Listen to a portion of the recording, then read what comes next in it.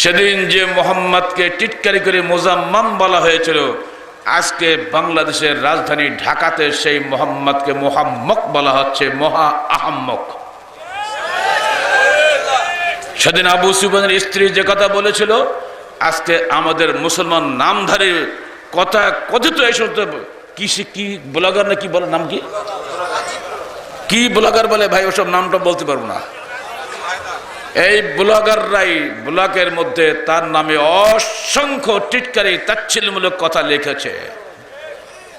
এই শয়তান মরেছে, প্রধানমন্ত্রী তার বাড়িতে গেছে। ধিক শতধিক, 16 কোটি মানুষের তুমি প্রধানমন্ত্রী, তুমি কোনো ব্যক্তি নও। 16 কোটি মুসলমানের মাথায় লাথি মেরে আল্লাহর রসুলের টিটকারিকারী বদমাশের বাড়িতে তুমি যেতে পারো না। আর তার জন্য জাতীয় সংসদে শহীদ হওয়ার প্রস্তাব দিচ্ছ, লজ্জা করে না? যাকে তাকে শহীদ বলা যাবে না। শহীদ হবে সেই ব্যক্তি মান কাতালা ফি সাবিলিল্লাহ লিতাকুনা কালিমাতুল্লাহি আল উলিয়া ফাহুয়া শহীদ। যে আল্লাহর কালেমাকে উন্নত করার জন্য জীবন দেয়, কেবল তাকেই মাত্র শহীদ বলা হবে। যে আল্লাহ রসুলকে টিটকারি করে দুনিয়াতে জীবন দিল, সে কিসের শহীদ? আল্লাহ রসুলকে গালি দিবে আর মুসলমান বসে বসে দোয়া করবে, এটা কোশ্চেন করা সম্ভব নয়। যে মুসলমান আল্লাহ রসুলের মাথার রক্ত বরদাস্ত করতে পারে নাই, যে মুসলমান আল্লাহর রসুলের জীবনের বিনিময়ে নিজের জীবনকে বিলিয়ে দিয়েছে, আর সেই মুসলমানের সামনে তার রসুলকে গালি দেওয়া হবে, আর আমরা তা চুপচাপ বসে শুনবো আর বলবো রব্বানা আতিনা ফিদ দুনিয়া হাসানা। অত সস্তা ইমানদার আমাদের নয়। আহলে হাদিস আন্দোলন বাংলাদেশ তীব্র কণ্ঠের নিন্দা করছে। মত পোষণ করেছেন, যে ব্যক্তি আল্লাহর রসুলকে গালি দিবে সেই ব্যক্তি কাফের, মুরতাদ, তাকে হত্যা করা ওয়াজিব।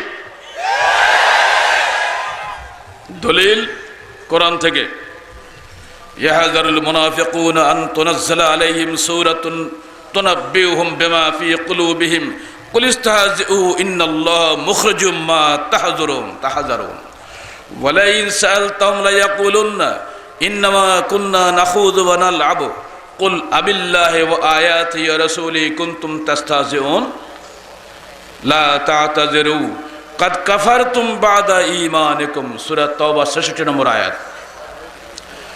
এর মূল থিম হলো এই, যারা আল্লাহ রসুলকে ঠাট্টা করেছে, আজকে কিয়ামতের দিন তোমরা কোন ওজর করো না। কাদ কাফারতুম, তোমরা কুফরি করেছো, বাদা ঈমানিকুম, ঈমান আনার পরে তোমরা কাফের হয়ে গেছো।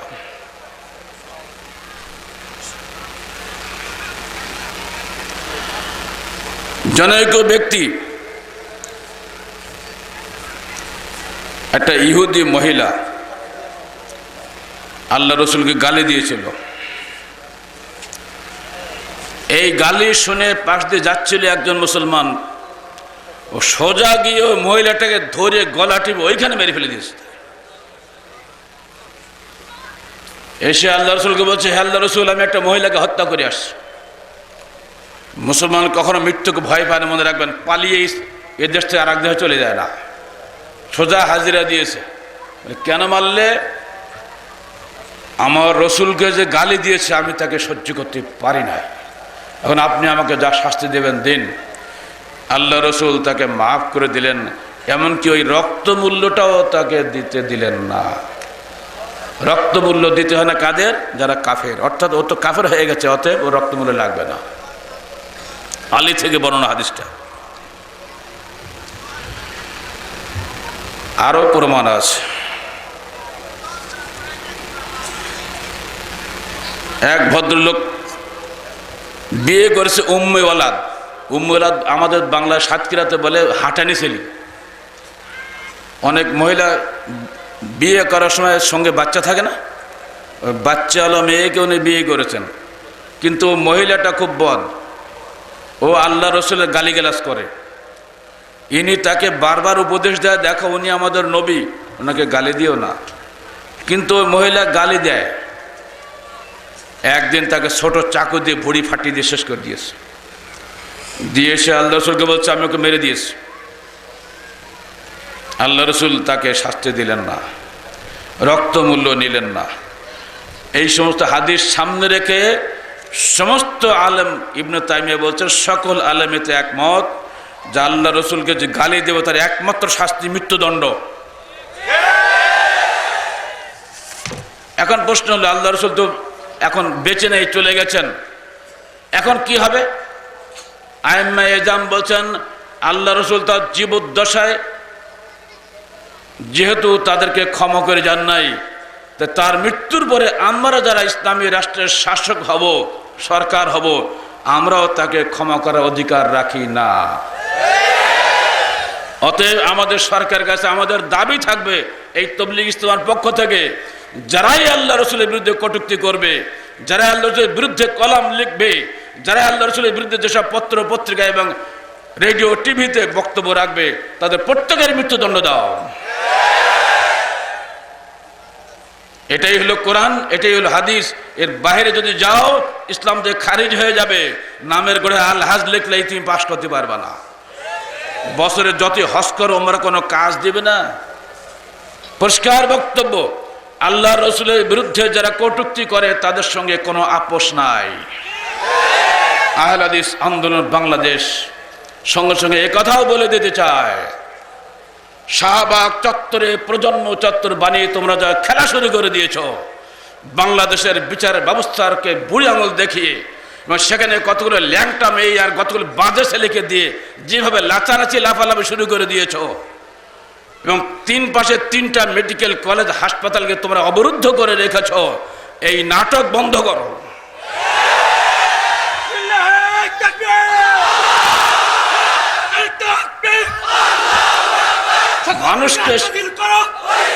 মানুষকে শান্তি দাও। সারা বাংলাদেশে আগুন ধরে গেছে, আলেমদেরকে ফাঁসি দেওয়া চলবে না। একটা আলেমের গলায় ফাঁসি পড়া মানে হাজার হাজার মানুষের গলায় ফাঁসি পড়াচ্ছে। যে দেশে সন্ত্রাসীদের বিচার হয়, যে দেশে সন্ত্রাসীদের জামিন হয়, সে দেশে ডক্টর গালিবের জামিন হয় না কেন? ডক্টর গালিব কটা মানুষের হত্যা করেছে? কিসের হাইকোর্ট তোমার, কিসের সুপ্রিম কোর্ট? ডক্টর গালিবের মুক্তি চাই, মুক্তি চাই, মুক্তি চাই। আলেমকে অসম্মান করা যাবে না। যে মতের, যে পথের যে আলেম হোক না কেন, সব আলেমই আমাদের শ্রদ্ধার পাত্র। আল উলামা ওয়ারাসাতুল আম্বিয়া, আলেমরা নবীদের উত্তরাধিকারী, অতএব তাদেরকে সম্মান করা প্রত্যেকটা মুসলমানের উপরে ওয়াজিব। আমরা সকলকে বলছি, সকল উলামায়ে কেরাম ঐক্যবদ্ধ হন, নিজেদের মধ্যে হিংসা বিদ্বেষ ভুলে যান। একটা পরে একটা ধরা হবে, শুধু একজনকেই ফাঁসি দেওয়া হবে না, অসংখ্য আলেমের তালিকা হবে, তাদেরকেও মারা হবে। পরিশেষে আমি বলছি, আল্লাহর রসুলের রিসালাত যদি দুনিয়াতে না আসতো, কোরআন আসতো না, হাদিস আসতো না, মুসলমান হইতো না।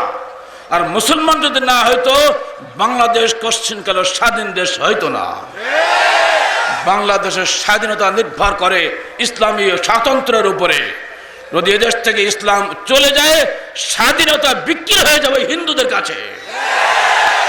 ওই হিন্দু রাষ্ট্র তাকিয়ে আছে লোলুপ জিহ্বা মেলে, কখন এই বাংলার এই টুকরা মাটিটাকে খেয়ে ফেলে দেওয়া যায়।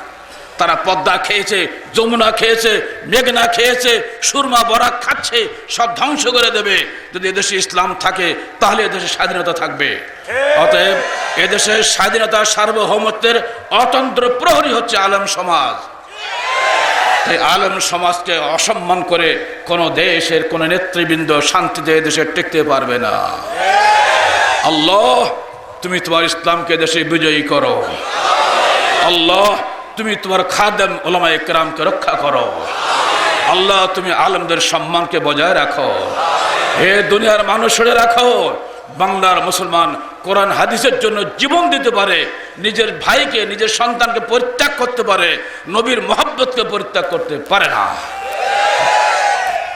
আকুলু কওলি হাযা আস্তাগফিরুল্লাহ লি ওয়া লাকুম ওয়া লিসাইরিল মুসলিমিন।